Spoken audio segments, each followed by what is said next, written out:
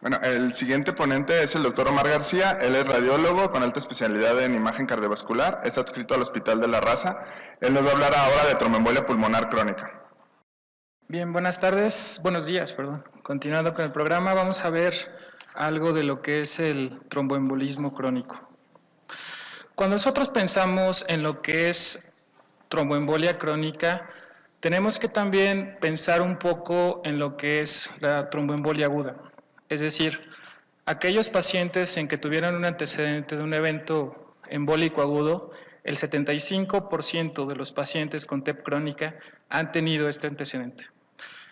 Es conocida o manifiesta como una obstrucción de manera crónica donde hay un remodelado, donde hay una deformación y una repermeabilidad en el trombo.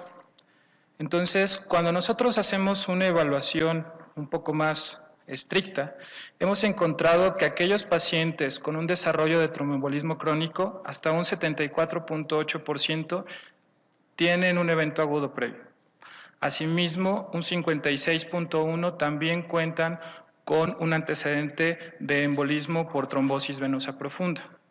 Es importante considerar cuando nosotros encontramos tromboembolismo crónico como un hallazgo incidental, no siempre hacer la asociación.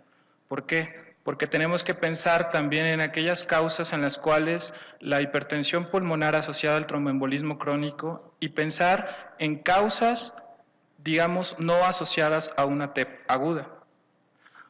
Existen estudios en los cuales le han dado un seguimiento y hablar de aquellas tasas acumulativas de incidencia, es decir, siguen aquellos pacientes en los cuales ya sea que han tenido algún evento trombótico agudo o que tuvieron un hallazgo incidental y se han reportado tasas de incidencia acumulativa, aunque si bien bajas, han mostrado variabilidad, es decir, hay otros factores en los que tenemos que pensar en un origen. ¿Qué nosotros pensamos o encontramos? Vamos a encontrar una resolución incompleta y organización del trombo.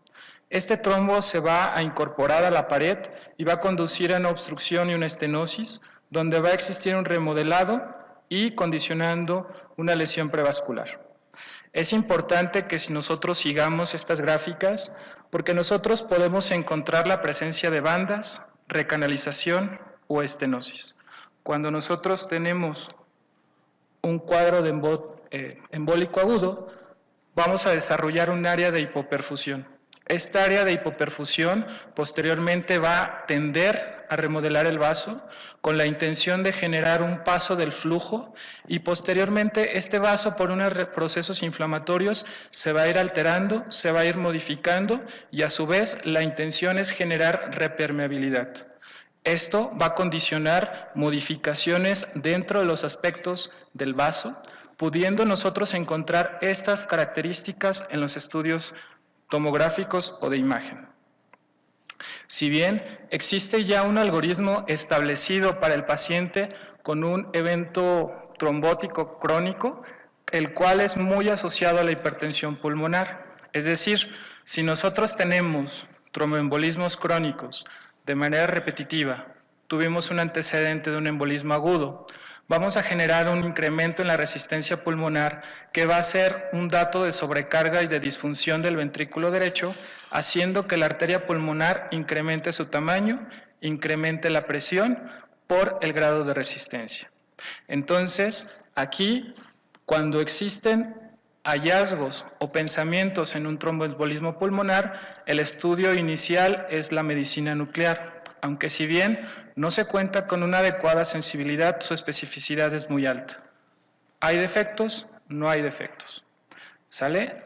A partir de ahí nosotros podemos pensar en estudios de angiotomografía. Como si bien les comentaba, no toda la asociación del tromboembolismo crónico es asociada a un embolismo agudo. Aquí nosotros podemos encontrar diferentes factores de riesgo que nos pueden ir llevando a desarrollar tromboembolismo crónico.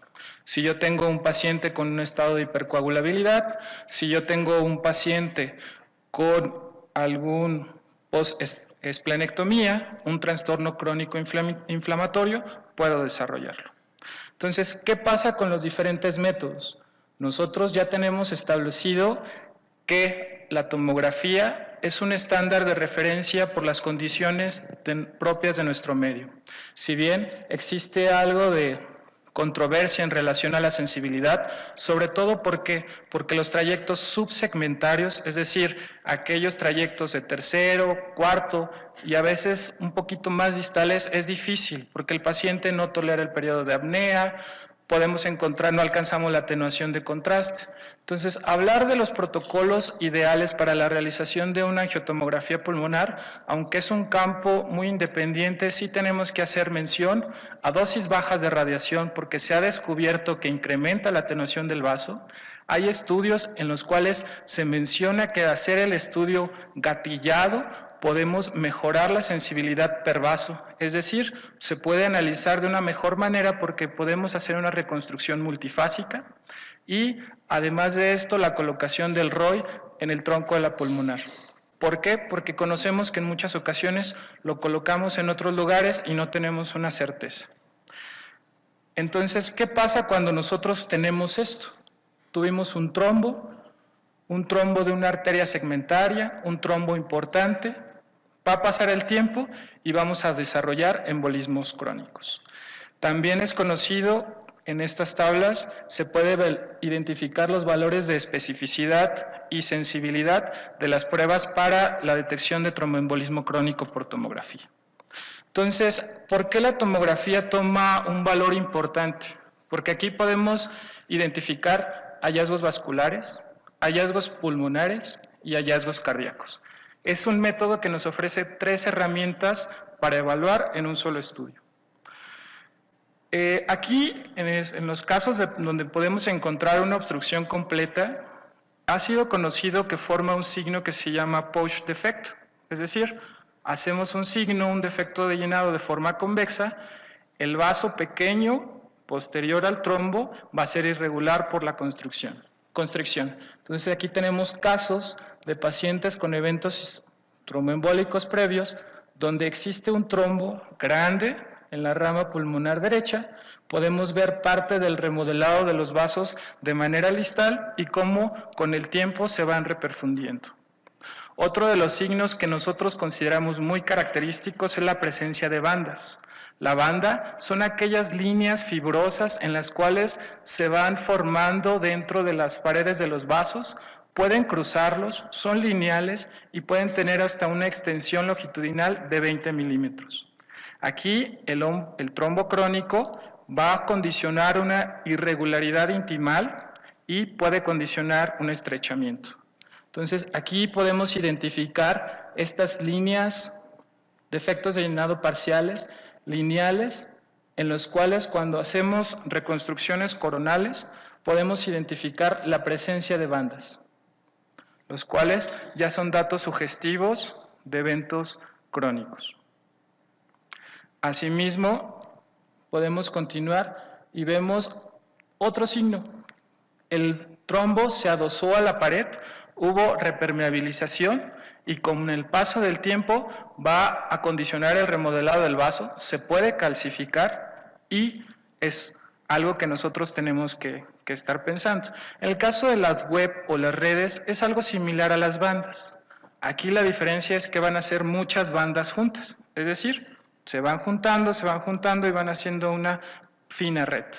Los casos de los trombos grandes en los cuales se menciona un signo de lesión endotelial es cuando existe una permeabilización, el trombo es grande y hay una alteración en relación a la lesión endotelial. Entonces, aquí tenemos otro caso donde podemos ver un trombo grande, donde se dice que hay una lesión endotelial por el cambio por tromboembolismo crónico. Este es un caso donde podemos identificar la presencia de una web, a diferencia de una banda que es lineal, aquí la vemos en cómo se van juntando estas banditas y nos van haciendo una red. También hay que considerar que el tiempo va a ser algo que nos va a indicar cambios por tromboembolismo crónico.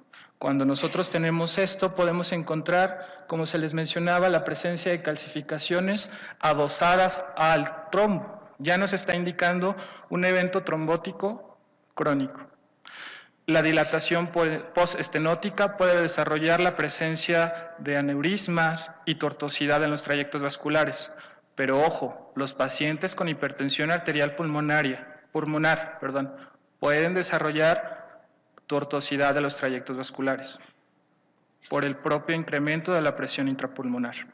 La circulación colateral también puede ser observada por la circulación colateral propiamente desarrollada por la hiperperfusión crónica, y esta es muy asociada a la localización. Es decir, hay que ser un poco juiciosos, subir el MIP y tratar de identificar aquellos ramos o trayectos de las arterias bronquiales.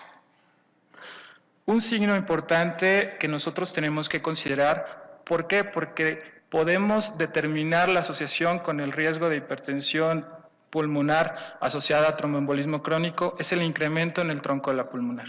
Esta es la manera, de manera común, el cómo nosotros obtenemos esta medida, y el punto de corte es 29.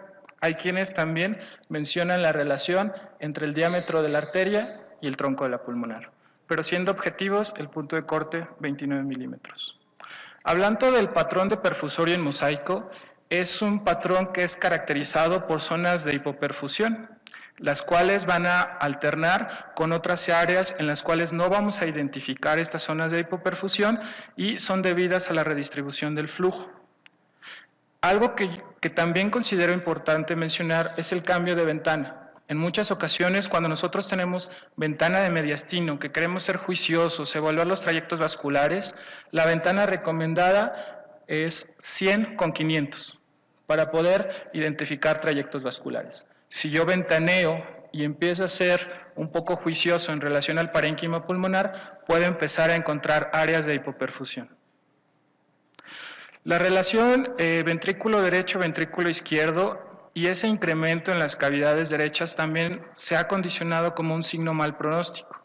Es un signo de disfunción ventricular derecha, el cual es presentado en aquellos pacientes con un evento tromboembólico agudo, pero que también se puede presentar en aquellos pacientes con seguimiento o en tromboembolismo crónico. Es decir, va asociado a los datos de hipertensión pulmonar. ¿Qué pasa? Va a haber una obstrucción vascular, nos va a incrementar la sobrecarga, condicionando una disfunción diastólica al inicio y posteriormente una disfunción sistólica. Se ha demostrado que aquellos pacientes, específicamente en el embolismo crónico, podemos encontrar una tasa de mortalidad muy alta. ¿Cuáles son estos criterios? Que nosotros tengamos una alteración en la relación del ventrículo derecho, ventrículo izquierdo mayor a 1, ¿sí? Y también el incremento de la presión intrapulmonar, que en muchas ocasiones en nuestro medio no es posible tenerlo en ese momento. Entonces, ¿qué pasa de lo agudo a lo crónico? Yo tengo un cuadro de embolismo agudo que en muchas ocasiones puede ser resuelto, no puede ser resuelto, o el paciente a veces ni lo sabe. Para llegar a un embolismo crónico pasamos por todo esto: reacciones inflamatorias, remodelamientos del émbolo, en muchas ocasiones tratamiento, y vamos a intentar, el objetivo es llegar a una perfusión resuelta. Pero cuando estos defectos perfusorios o estas alteraciones en la vasculatura pulmonar persisten, vamos a empezar a pensar en la hipertensión pulmonar. Entonces, algo importante del tromboembolismo crónico que nosotros ya sabemos hacer bien una TEP, sabemos que vamos a identificar, es el seguimiento. El clot burden o el coágulo tiene una tendencia a la retracción y a la disminución. Es decir, ya está establecido que conforme va pasando el tiempo, este trombo tiene que reducir su diámetro, y además de eso, tiene que ir presentando modificaciones del vaso propias. Entonces, nosotros en nuestro centro hacemos seguimiento de estos pacientes y hemos descubierto que hay ocasiones en que remodela y todo pasa bien, se va haciendo más chiquito, pero hay ocasiones en que remodela y vuelven a aparecer más trombos, o en su caso la persistencia. Esto es algo importante, ¿por qué? Porque la dependencia del seguimiento va a ir en relación al tratamiento. Si no existe una resolución en un tiempo esperado, hay que seguir tratando a este paciente. Entonces ya ha sido descrito que el tiempo establecido puede ir desde los 8 hasta los 11 meses del la resolución de un trombo, en donde nosotros jugamos un papel importante en el establecimiento del seguimiento. Este es un caso, es una paciente de 49 años, la cual llegó con un dolor torácico presentando biomarcadores negativos, con un dímero D de 5.430. Se le hace el estudio de angiotomografía pulmonar y nosotros consideramos una TEP aguda. Se hace un estudio de angiografía, se coloca un sistema que se denomina ECOS, que es un sistema a través del cual entran los intervencionistas y empiezan a colocar trombolítico de manera directa para la resolución del cuadro. Aquí estas imágenes son muy bonitas porque podemos ver los amplios defectos de llenado del embolismo agudo. Pero aquí lo que a mí me interesa y que ustedes se lleven a casa es cómo tenemos una tomografía en ese momento y cómo tenemos la tomografía pasados 2 meses. Entonces, vean cómo existe un trombo completo y cómo va empezando a remodelar, cómo va condicionando esa retracción y existe la permeabilidad. Aquí podemos ver las dimensiones de este trombo segmentario, cómo va condicionando la retracción y la presencia y formación de bandas, que es algo que aunque nosotros nos dicen banda, red, esto, ok, se lo graba uno, pero para poderlo aplicar a la vida diaria hay que entenderlo. Entonces, al hacerse chiquito ese trombo, extenderse y formarse lineal, lo vamos a ir considerando en el estudio del paciente con TEP crónica. Aquí tenemos otro hallazgo de una rama un poquito más distal, hacia el lóbulo inferior del lado derecho, y cómo ya existe la presencia de esta banda. Este trombo, como ocluye prácticamente, no sé, quizás un 70%, y aquí existe ya una retracción y una mejor recanalización. Bien, también algo importante es que quiero que observen cómo el ventrículo derecho está dilatado y conforme va pasando el tiempo, va mejorando conforme se va mejorando la reperfusión pulmonar. Si esta reperfusión pulmonar no mejora, va a seguir generando una resistencia y por razones propias va a persistir la dilatación de mi ventrículo derecho. Hablo que comentaba el doctor Harold, la regurgitación, la cual va mejorando también en los estudios de control. ¿Qué hay que llevarnos a casa? La TEP crónica sí la podemos ver, claro que la podemos ver por un estudio de angiotomografía. Hay que ser muy juiciosos desde el cómo planear la técnica, si el paciente me coopera, si no me coopera, si es gordito, si no es gordito. ¿Por qué? Porque en muchas ocasiones esas modificaciones en kilovoltaje, miliamperaje nos van a mejorar la atenuación. Si nos tolera el periodo de apnea o no, o en qué casos pudiéramos considerar el gatilleo para intentar reconstruir aquella tomografía. También es importante considerar que si yo encuentro un paciente con una TEP crónica, esto no va a significar que el paciente tuvo una TEP aguda. Hay que en muchas ocasiones empezar a buscar causas para poder encontrar y determinar qué es lo que está pasando en este paciente. También, asimismo, hay que pensar en el cuadro de hipertensión pulmonar. El cuadro de hipertensión pulmonar es un cuadro muy grande, muy complejo, donde intervienen muchas enfermedades como causas, pero si bien el tromboembolismo crónico también forma parte, una de ellas. Y el valor de la angiotomografía. El valor de la angiotomografía es un valor muy fuerte porque por las características de nuestro medio, quizás en muchas ocasiones es el único método que tenemos al alcance para que puedan iniciar tratamiento. Asimismo, el valor agregado es el valor pronóstico que tiene este estudio de angiotomografía. ¿Por qué? Porque yo ya traté a mi paciente. ¿Ahora qué sigue? Vigilarlo durante un tiempo porque si tengo la persistencia del estado de hipercoagulabilidad, me va a desarrollar más trombos o puede hacer que este trombo no se resuelva. Puede haber datos todavía de falla cardíaca aguda sin una resolución del trombo y tienen que intervenir a través de terapia endovascular. Y pues muchas gracias.